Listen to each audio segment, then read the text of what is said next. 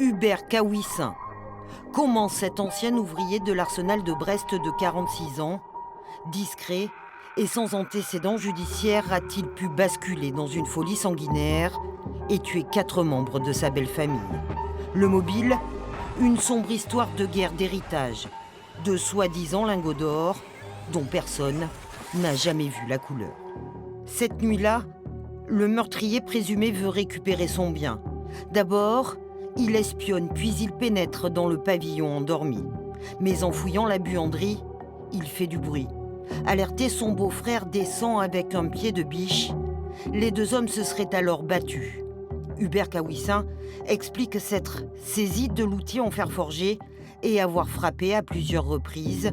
Il tue ainsi, un à un, tous les Troadec. Nous découvrons et nous attestons de la présence de sang appartenant aux 2 parents, Pascal et Brigitte Troadec. Nous constatons aussi la présence de sang appartenant à Sébastien Troadec. Les enquêteurs sont embarqués dans un puzzle macabre.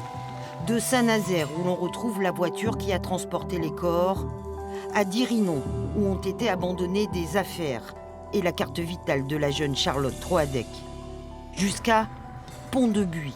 C'est là, dans cette ferme du Finistère, qu'Hubert Kawissin démembre et brûle partiellement les corps de Pascal, Brigitte, Charlotte et Sébastien. Il a répété ce qu'il avait déjà dit en essayant de préciser le plus possible l'endroit où il avait pu laisser des choses.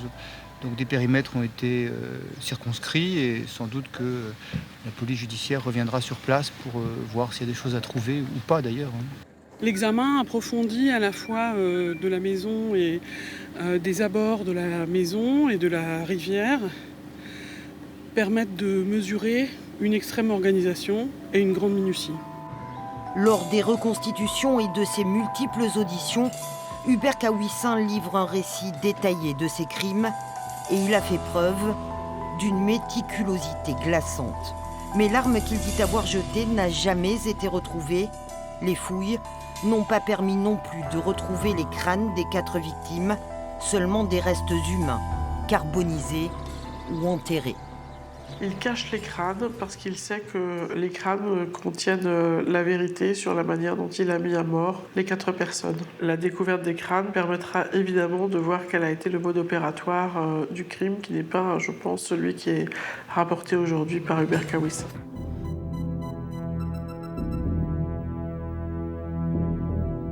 Nous espérions obtenir des réponses de la part du mis en cause et que malheureusement j'ai l'impression qu'il ne souhaite pas nous dire exactement ce qu'il s'est passé dans cette maison cette nuit-là.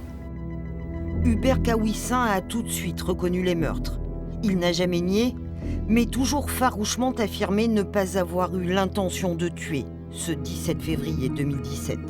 Sa compagne, Lydie Troadec, libre sous contrôle judiciaire, elle, réfute toute participation à la tuerie. Elle n'aurait fait que nettoyer. Le procès se tiendra du 21 juin au 9 juillet prochain à Nantes. La préméditation n'a pas été retenue. Elle reste pourtant une question centrale.